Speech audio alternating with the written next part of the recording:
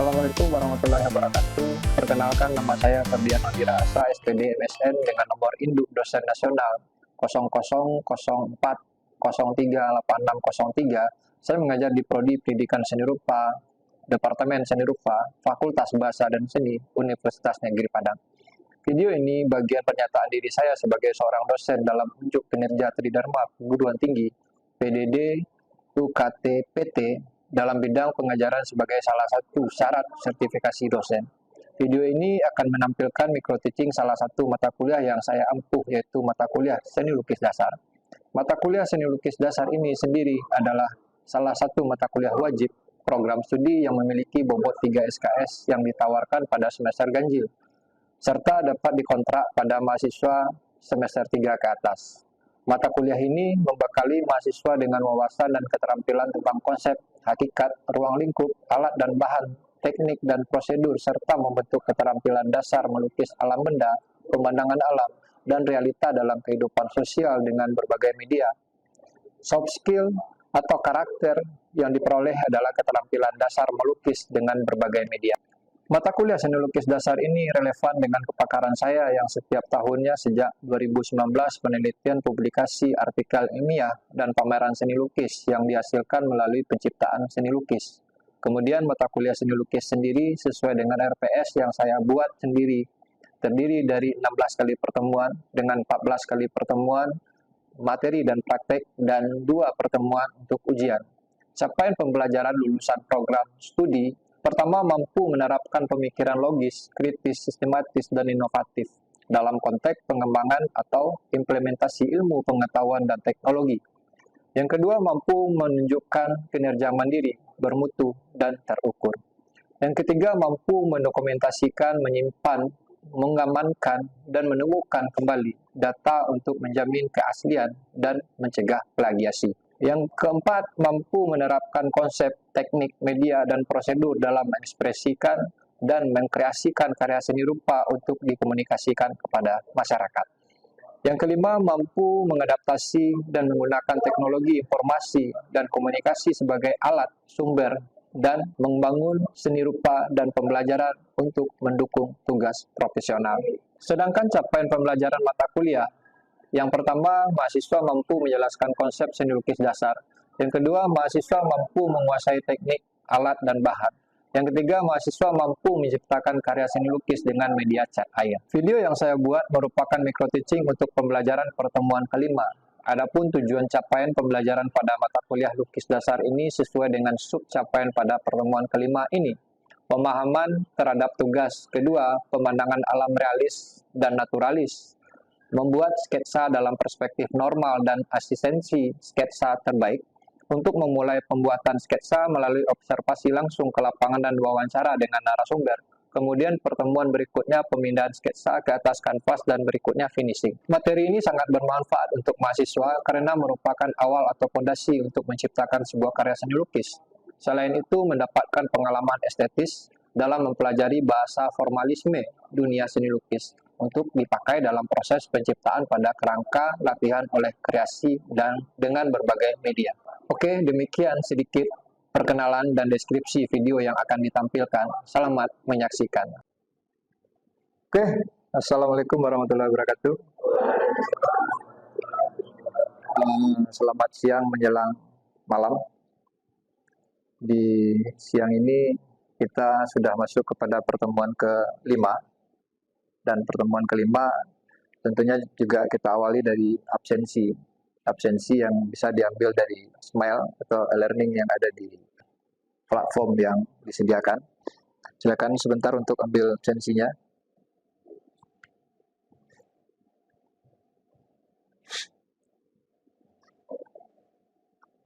Oke. Nah, di pertemuan sebelumnya kita sudah membicarakan tentang alam benda, di mana dalam tentang alam benda itu kita sudah memulai atau praktek dalam garapan gaya realis. Tentunya dalam semester ini kita akan menggarap gaya realis, dan kita sudah memulai dalam tahapan pertama itu di tugas pertama alam benda, dan kita menghabiskan selama tugas yang kita lakukan itu ada 3 minggu. Yang pertama ada sketsa, yang kedua ada proses, kemudian ada penyelesaian.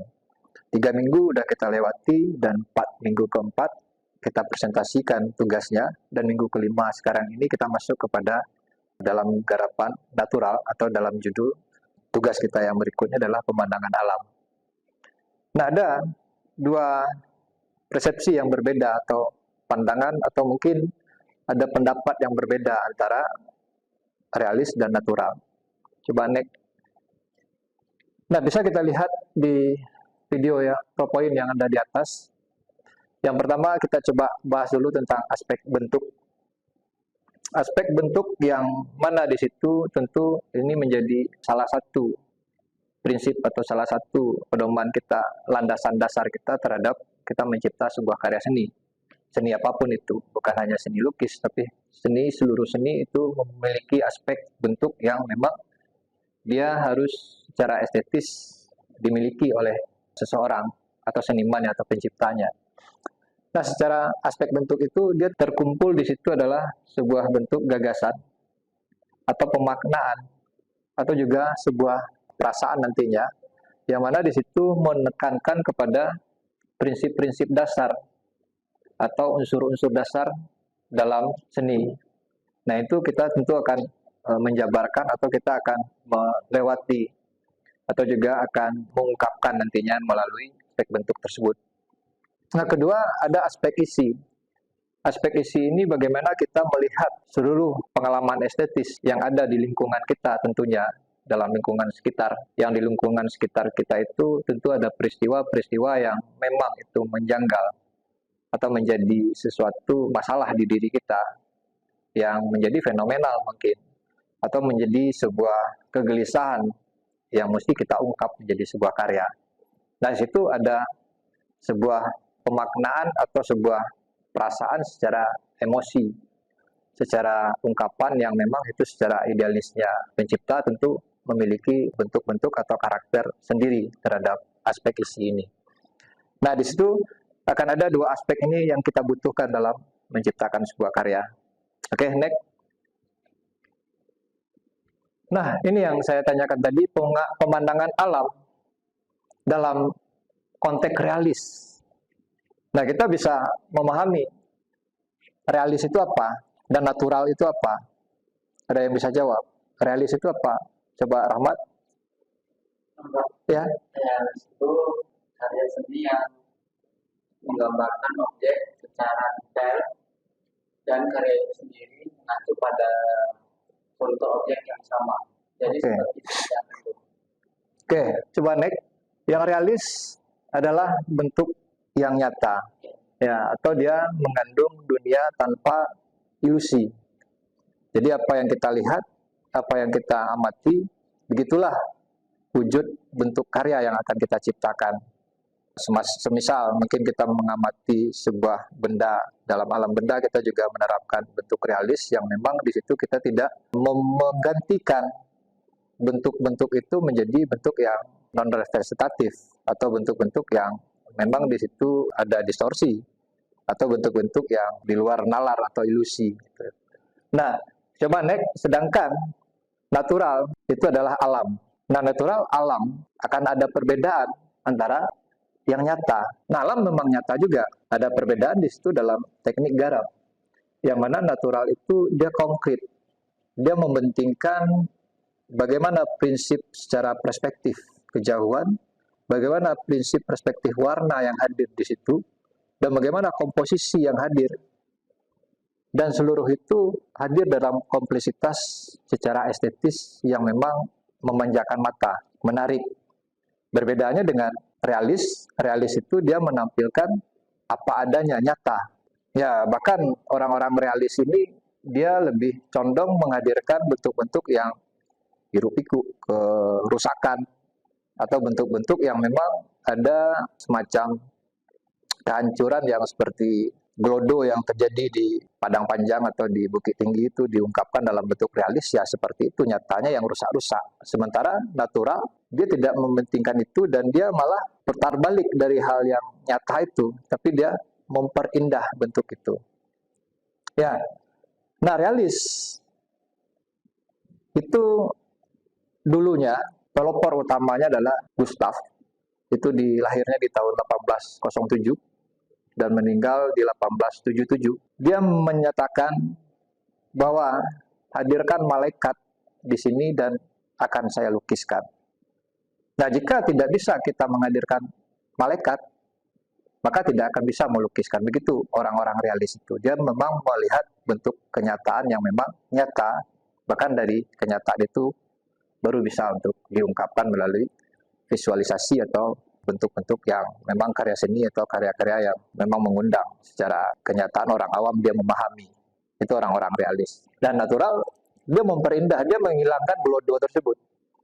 Dia menghilangkan bentuk-bentuk yang merusak alam. Tapi dia menampilkan bentuk-bentuk yang indah-indah. Itu yang orang-orang natural, yang identiknya dengan alam. Nah, pelopor terakhir itu natural. Kalau di Sumatera Barat itu ada Wakidi. Dia mengangkat Moe Indi, Indonesia Molek, Indonesia Cantik Jelita, itu di zaman Belanda dulu. Nah, Moe Indi juga dia melihat secara nyata bentuk ngarai, bentuk hal-hal yang memang laut dan seterusnya secara alam. Dia meninggalkan bentuk-bentuk realita yang memang merusak, tapi dia menghadirkan keindahan-keindahan yang menjadi estetik, mungkin menjadi daya tarik, sehingga hal yang memang kurang dari apa adanya atau kurang dari kemenarikan itu dia tinggali. Nah, ini orang-orang yang perbedaan antara realis dan natural. Nah, sedangkan kita akan menggarap karya yang realis. Nah, bagaimana kita menggarap karya realis sementara tema atau judul dari tugas kedua kita ini adalah pemandangan alam?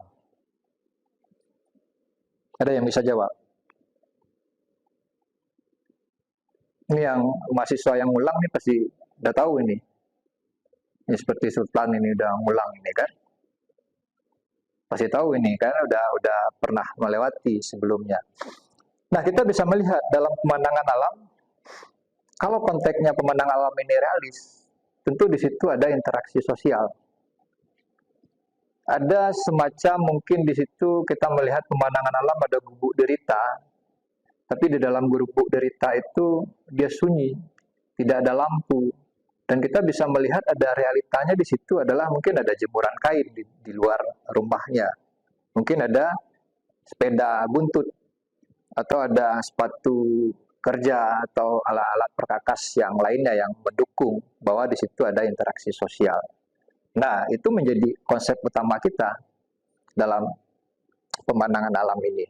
Jadi dalam pemandangan alam, kita tidak menampilkan keindahan-keindahan alam tersebut, tapi kita menampilkan bagaimana secara sosial atau kesenjangan sosial yang terjadi di alam semesta sana, yang pasti identiknya dengan manusia. Oke, bisa dipahami sampai di sini ya? Oke, next. Nah, proses penciptaan karya seni. Yang pertama kita membutuhkan kognitif. Bagaimana kognitif itu? Kognitif itu bagaimana pemikiran seseorang?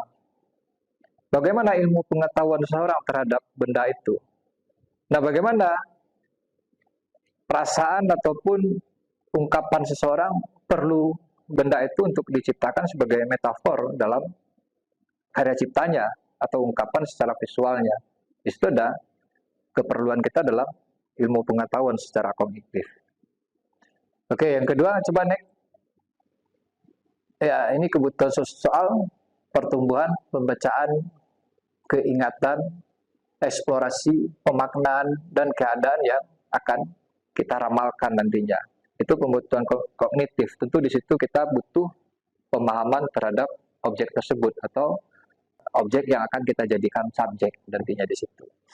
Nah, kemudian kebutuhan estetis, coba next. Bagaimana kita mengetahui tentang dunia-dunia artistiknya atau keindahannya atau seni dalam keseimbangan tertentu atau dalam komposisi, dan bagaimana kita menampilkan sebuah center of interest-nya di situ yang menjadi sudut pandang dalam sebuah karya seni atau seni yang lainnya. Nah, terus dalam kebutuhan aktualisasi, ini bagaimana kita bisa mewujudkan, ya kita sudah mempunyai ide, kita sudah mempunyai bentuk dalam wilayah pengolahan kita dalam metafor yang akan kita menjadikan konsep nantinya. Dan tentu kita butuh aktualisasi dalam mewujudkannya. Dalam aktualisasi ini butuh dorongan mungkin dalam mood, dalam kesenangan, dan dalam perasaan apapun di situ, tapi dalam ciptaan karya, dia tentu memaksimalkan dengan kualitas yang terbaik. Ya, walaupun dalam bentuk apapun kita keadaan saat itu, tapi dalam bentuk aktual atau kebutuhan aktualisasi ini adalah bagaimana kita mewujudkannya secara maksimal untuk hasil yang terbaik. Oke, next. Nah, dalam proses cipta karya seni lukis, yang tadi itu proses cipta dalam karya seni. Ya, dalam karya seni itu seluruhnya kebutuhan konektif, kebutuhan estetis, kebutuhan aktualisasi, itu seluruh seni itu membutuhkan aspek tersebut. Tapi dalam dunia seni lukis, karya seni lukis itu dalam prosesnya kita membutuhkan diawali dari sketsa. Ya, sketsa itu mungkin dari dorongan beberapa ya fenomena atau galian analisis kita, atau dalam pengalaman sehari-hari dalam diskusi sesama teman atau orang tua, itu akan menjadikan dorongan supaya pemaknaan atau subjek itu bisa kita ungkapkan menjadi bentuk yang real. Nah, dalam sketsa ini kita akan coba ini. Coba saya akan gambarkan ada seperti kertas ini. Nah, tentu dalam sketsa ini kita mengutamakan yang pertama adalah perspektif. Ya, perspektif dalam gambar pemandangan alam ini yang paling utama, sangat penting sekali adalah perspektif. Nah, dalam persyaratan tugas kali ini, kita tidak mementingkan bentuk bangunan yang begitu menghabiskan media kita, media kerja kita, tapi bangunan itu kita bisa hadirkan mungkin 30% maksimal. Atau bahkan lebih mundur lagi, 25% atau 25% maksimalnya. Nah, yang akan kita tampilkan adalah bagaimana kesenjangan sosial yang terjadi di situ dalam penangkapan secara bentuk-bentuk yang memang ini menjadi kejanggalan dalam diri kita sendiri, atau dalam perasaan yang memang itu menjadi fenomena yang mesti kita perbaiki. Nah, misalnya dalam kehidupan kampung halaman yang kita tempuh, di situ jalannya jelek sekali, sering banjir dan seterusnya. Bagaimana pemerintah bisa memperbaiki itu? Nah, penangkapan itu yang akan kita ungkapkan dalam karya pemandangan alam. Bagaimana kita mengambil angel fotonya, bagaimana kita mengambil sudut pandangnya, bagaimana kita mengambil wilayah-wilayah yang menarik untuk kita ungkapkan menjadi bentuk yang visual. Nah, dalam perspektif kita akan menggambarkan perspektif ada 3. Yang pertama perspektif mata burung. Kalau kita gambarkan ada perspektif mata burung, kemudian ada mata katak, dan mata normal. Jadi ada 3 bagian. Perspektif mata burung tentunya kita melihat dari sisi yang paling atas ke bawah. Ya, perspektif katak kita melihat dari bawah ke atas, dan perspektif normal kita melihat secara datar manusia secara normal. Nah, dalam perspektif burung, kalau seandainya mata kita di sini, kita melihat objek tentunya tampak ubun-ubun atau atap atau kepala yang di atas. Nah, sementara perspektif katak juga demikian. Kita akan melihat mata kita secara di bawah, kita akan melihat bagian bawah dari benda tersebut.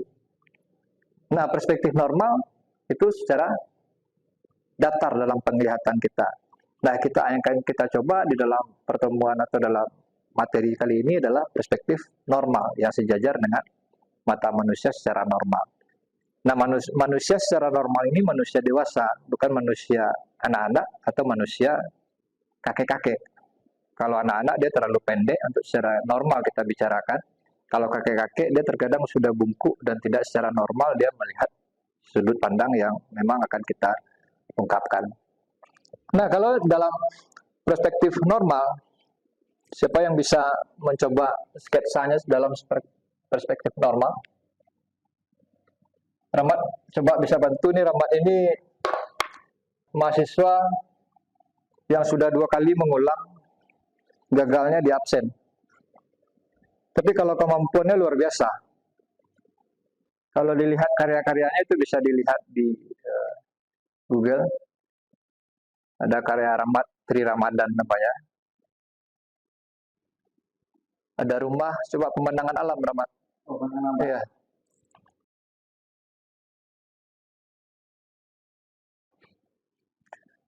Pemandangan alam dalam mata normal.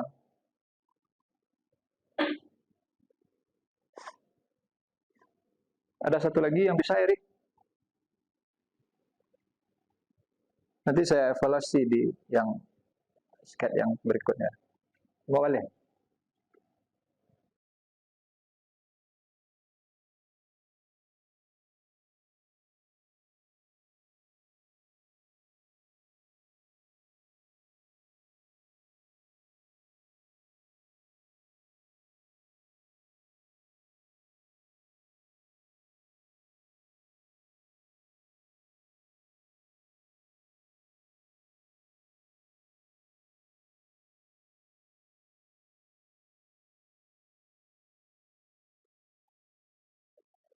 Oke, satu Pak.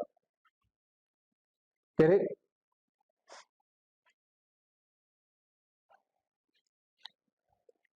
oke. Nah, di dalam perspektif normal,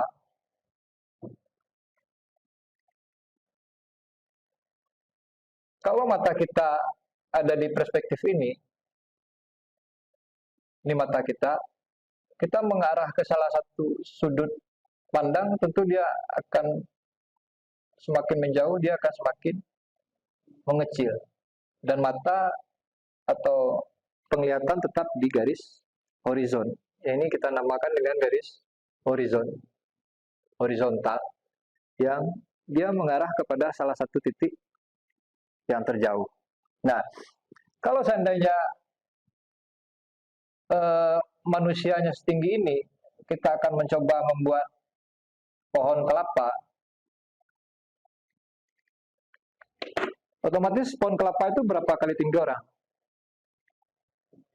Ada 3, ada 4 kali tinggi orang. Tentu kita akan mengukur kalau manusianya ini 1, 2, 3, 4, 5, dan kelapanya kan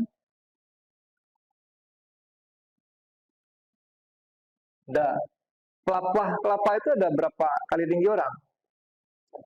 Ada 2 kali tinggi orang untuk kelapa yang cukup umur untuk mengambil kelapa muda itu ada 2 kali tinggi orang.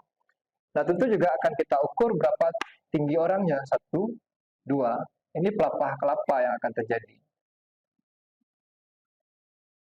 Nah, seluruh bagian yang akan kita buat dalam bentuk gambaran sketsa nantinya itu seukuran dengan manusia secara normal.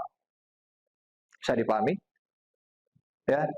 Nah, itu masuk ke dalam poin kedua adalah perspektif. Kemudian bagaimana kita menetapkan poin ketiganya, komposisi. Dalam komposisi itu tentu kita menetapkan bagaimana semenarik mungkin dalam penglihatan kita dalam menuangkan ide-ide kreatif itu dalam media kerja kita. Nah, tentu komposisi itu kita bisa atur. Bagaimana komposisi itu yang sama beratnya, sama arahnya, dan seterusnya sampai kepada ritme warna dan seterusnya. Itu akan menjadi persoalan dalam komposisi.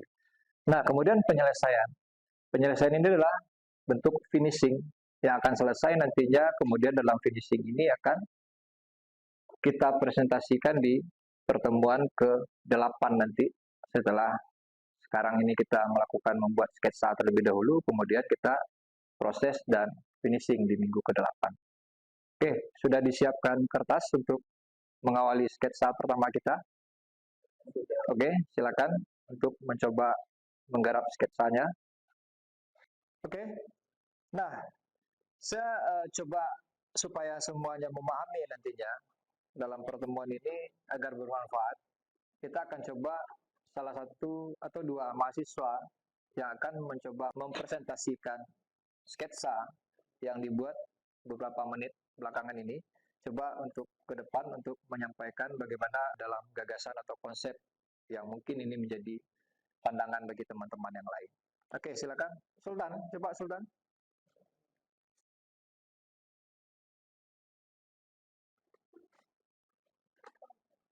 Ah, ya. Betul, di sini saya mau presentasikan sketsa saya. Di sini saya mau menggambarkan tentang kondisi di daerah saya, yaitu namanya Buku 9. Di situ merupakan Nah, jalur dari oke. kampung Sip. ke kota. Oke, bisa dipahami ya? Oke. Oke, silakan Subarahmat. Mengerti nantinya seluruhnya akan memahami, tentunya akan membantu kita untuk lebih menyelesaikan karya ini lebih maksimal. Oke, Mat. Baiklah, saya akan mempresentasikan sketsa saya yaitu tentang kontradiksi sosial di lingkungan, yaitu di sini ada pemandangan dan sebuah kota. Oke. Tetapi Nah, dari penyampaian barusan oleh teman-teman sejawat, tentu kita mendapatkan pemahaman yang memang ini adalah sebuah kebutuhan mendasar bagi kita dalam mengungkapkan karya seni, yang pastinya dalam karya seni itu kita mesti punya kebutuhan kognitif tadi. Bagaimana pengetahuan itu bisa kita peroleh dan bisa kita ungkapkan melalui karya seni. Yang pastinya dalam kebutuhan itu kita butuh observasi secara langsung ke lapangan, dan kita butuh juga di situ wawancara. Dan tentu di situ kita tidak lupa dalam kajian pustaka nantinya untuk memperkuat secara ilmiah. Nah, kemudian setelah itu baru kita tuangkan melalui ide-ide kreatifnya, dan kemudian baru dipilih salah satu yang terbaik sketsanya dan nanti akan dipindahkan ke dalam media kanvas masing-masing. Nah, kanvas yang akan kita gunakan sekarang ini kanvas ukuran 80 kali 60 dengan memakai media cat akrilik di atas kanvas. Cat akrilik boleh merek apa saja, tapi yang penting dia mempunyai basic akrilik. Oke, sampai di sini ada pertanyaan?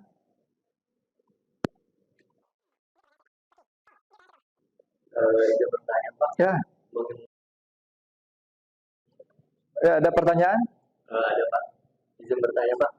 Di sini saya izin bertanya mengenai perspektif kata. Oke. Ya, itu gimana kita melihat dari bentuk dari atas ketinggian melihat ke bawah, itu gimana cara memastikan bentuk dari penglihatan kita dari bentuk perspektif kata. Oke. Oke, ini ada pertanyaan yang memang pertanyaan ini mendasar bagi kita. Nah, tentu dari hasil-hasil observasi kita akan mendapatkan sebuah pengetahuan tentunya dalam lingkungan, dalam pandangan kita nanti akan mempunyai sebuah masalah dalam perspektif. Tentu di situ akan menjadi sebuah persoalan kita bersama untuk kita rampungkan menjadi ini bentuk yang memang dapat kita peroleh nantinya dalam kehadiran atau dalam wujud yang lebih maksimal. Nah, saya berharap dari hasil pertemuan kita ini akan menemukan jalan atau pengetahuan atau juga inspirasi bagi kita semua untuk mencari tahu bagaimana kesenjangan sosial, bagaimana mungkin di situ ada kontradiksi, bagaimana di situ mungkin ada kebutuhan yang memang ini menjadi persoalan bagi orang-orang sini untuk mengungkapkan agar kehidupan di dunia ini akan lebih baik. Ya, mungkin dari pertemuan kali ini kita akan coba ucapkan alhamdulillah, dan tentu dari apa yang kita peroleh di hari ini akan menjadi sebuah manfaat untuk kedepannya. Terima kasih, saya akhiri dan kita akan bertemu lagi di minggu depan. Sudah membawa kanvas dan sudah kita eksekusi memindahkan sketch yang sudah di ACC ke atas kanvas. Oke, Assalamualaikum warahmatullahi wabarakatuh.